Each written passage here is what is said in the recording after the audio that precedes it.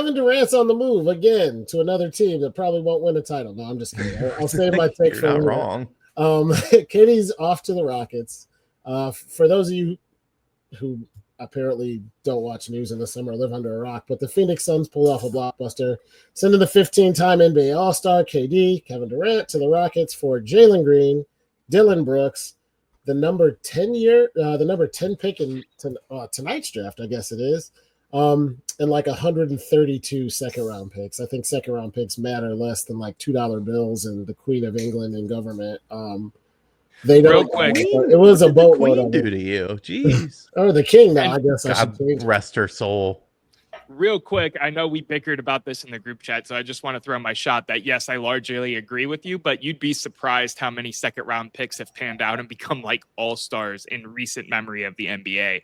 But Name yes, 4. I do agree with you before you get mad No, and no, start no. throwing I'm a fit not. again in the group chat. You're right. I'm just saying the Whoa. odds are very low. There's like Agree. 4 guys across like 1,700 picks, and you're like, it does happen. I'm like, you're right. It happens. It does indeed. We, the Cavs, also got into the mix and offered Darius Garland. Then I heard the Suns might have asked for him. Either way, he was also in the mix. So to get this party started, because I want to get your thoughts on a few basketball things. What did you think of the news? What do you think the Rockets are going to do with KD? How do you feel about Darius Garland being in the mix? Eric, I think you started the last one, so Noah, why don't you kick us off? Yeah, so this is an interesting story for one reason and not so for another. It's interesting to me because I'm going to start with Cavs and then we can just build from there about talking wider NBA implications and move on to the next topic, so on and so forth. But for me, Hi, Captain. thanks, man. For me, the main thing here is I like the fact that the Cavs are doing their due diligence.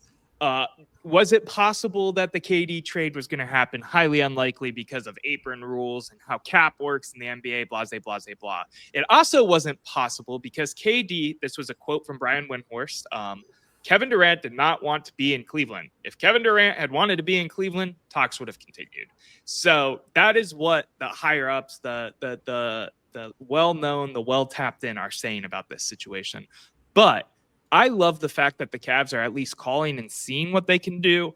I know we all differ a little bit. In my mind, Donovan and Mobley are the closest thing to untouchable. Like, I wouldn't give it up for a 37-year-old KD.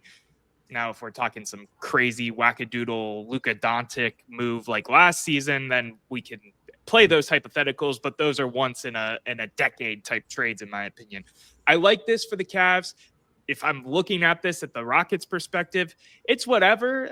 They didn't give up too much, but trading away a young player who's a star, yes, he's had some drama off the court, has not bode well for other teams, especially when trading for an older star. See Tyrese Halliburton as an example. See Shai Gilgeous-Alexander, the finals MVP and league MVP, for example.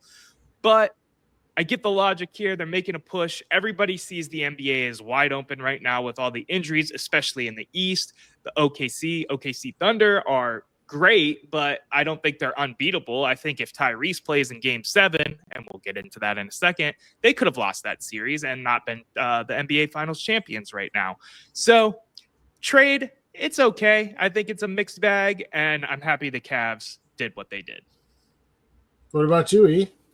Yeah, I mean, I kind of agree with most of Noah's points. I don't know why, but for whatever reason, I don't think of Kevin Durant as being that old. I know he is. He was drafted by the Supersonics, for crying out loud. But he is one of the most prolific scoring threats to ever play this game. If you guys recall, when he played for Golden State, there was nothing we could do to stop him.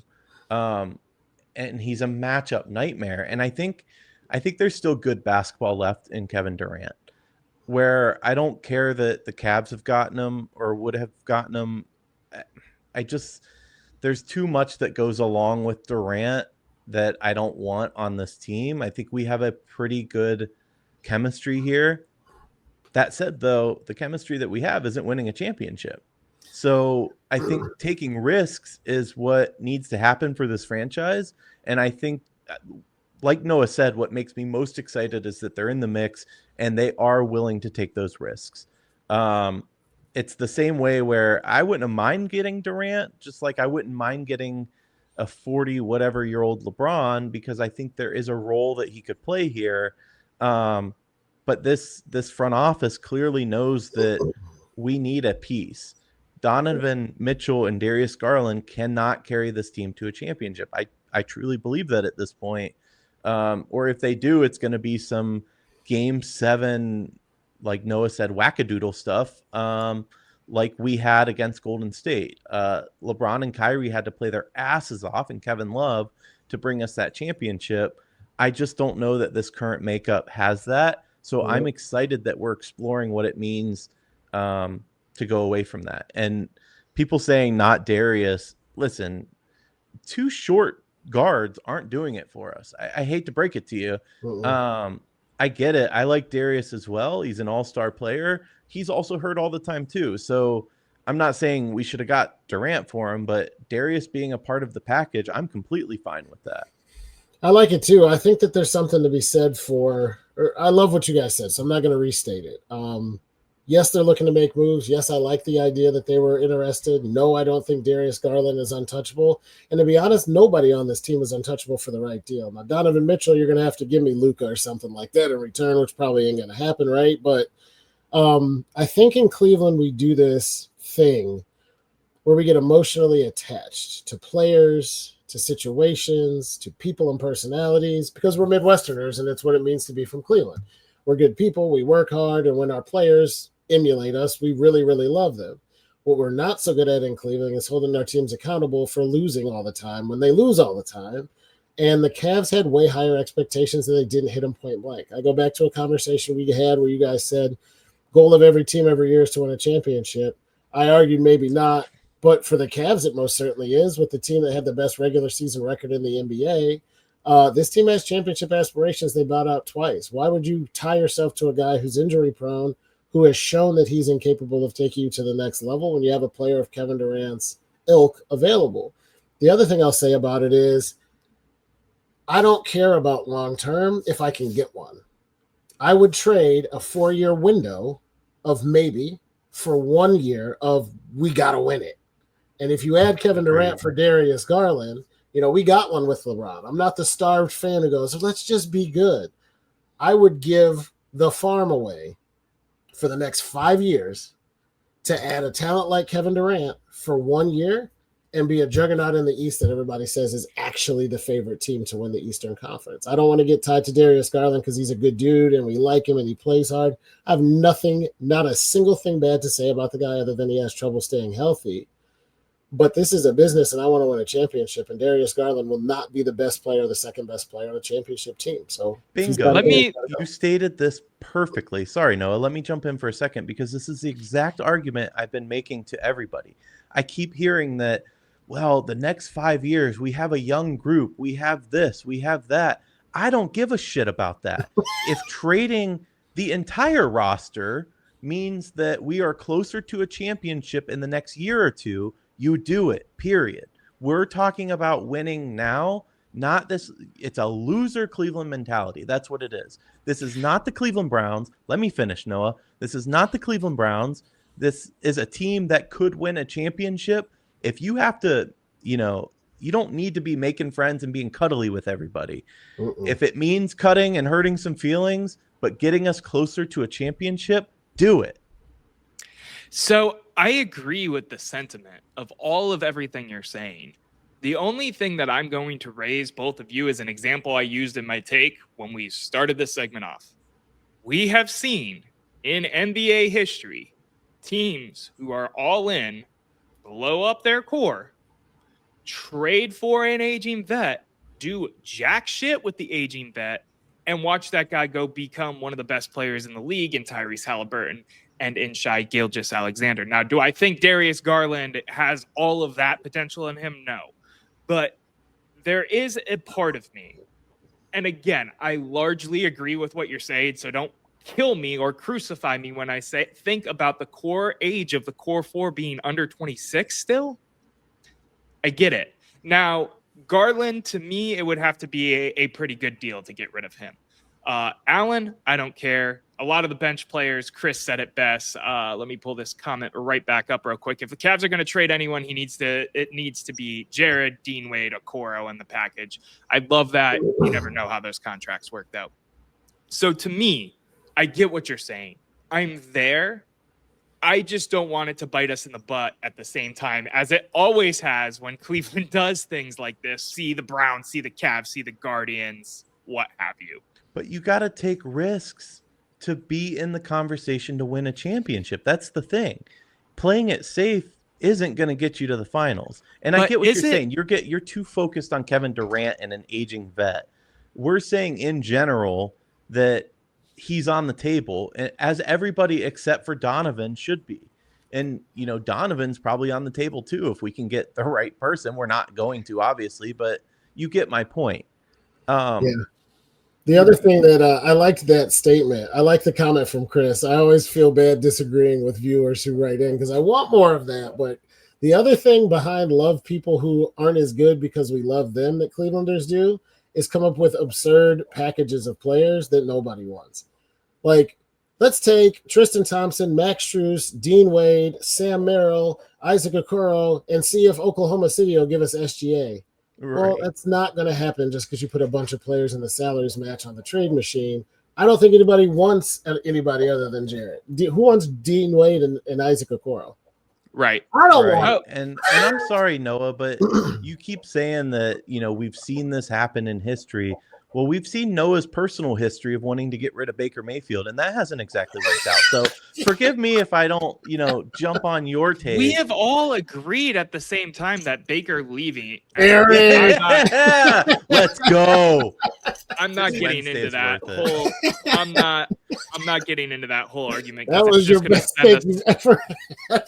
Ever. Wow. I can't with that. That is so good. Oh, but my point is that you get so stuck on this.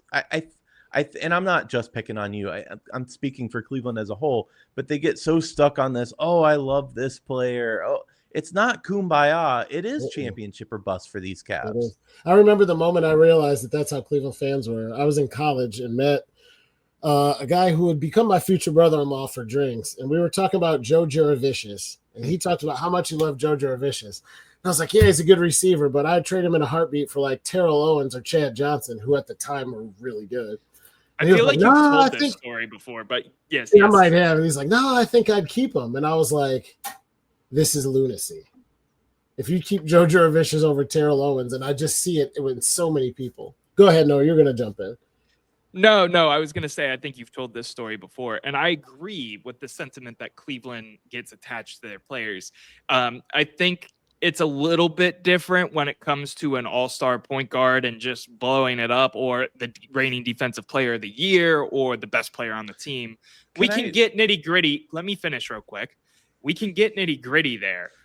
But when we fall in love with some of these role players, like I would never give up Matthew Dellavedova, or Dean Wade was the apple of the city's eye at one time. He wasn't after like one playoff game, but for a while, his advanced metrics were so good that, he's really the glue of the Cavaliers. No, the hell he isn't. Let me get him off my roster. One more example, though. Do you think that Kyrie Irving was better than Darius Garland? Yes. Right now, Kyrie could not carry this team on his own. And that's the point I'm trying to make. This is a team sport in the biggest sense of sports. And as good as Darius is as an individual, I'm not sure he's enough to help carry this team. So if we can get something in a better role player, starting five, but a better role player that's a fit to work alongside Mitch, I think you got to take the chance. I don't know, man. It's a tough one. I think that's been the answer I've given, because I agree with your side, but I also agree with the side of the argument that maybe you don't blow it up and you retool and you keep the top three and you kind of go run it back with DeAndre Hunter and Ty Jerome. And I don't know. I don't know what the answer is. I'm happy that they're shopping around and doing their due diligence. I know that. I'm happy that it seems like Evan Mobley and Donovan Mitchell are on their untouchable lists, because I think that's the smartest play, unless you're getting something absolutely insane for either of those players. And I don't think that's going to happen. I don't even know if I'd put Giannis up there, but that's a debate for another day. I think feel that's like crazy, but maybe this team, and maybe you're right, Noah, but maybe this team just needs like, can we ship them off to like Coronado and make them run the hell course that the Seals have to do, because they're just soft. That's the thing. Like maybe this team could be it, but they're too soft. Like, can we put them through hell so that when they're in the second round, they go, man, this is pretty easy. I don't know what that answer is, but clearly Neither so far do I, it's not man. working. And Neither I do do think I. that the Cavs in the NBA, one thing that's true is they asked, I think it was Ty Jerome, about falling short again this year, even of expectations, let alone a title. And one of the things he said he lamented was the fact that we won't have this same group of guys together again next year. We get so hyper focused on the core four, we don't think about the fact that there are 8 other people who contribute on the roster. And the way the NBA goes, I can almost guarantee that none of them will be here. Not none of them, but a lot of them won't be here.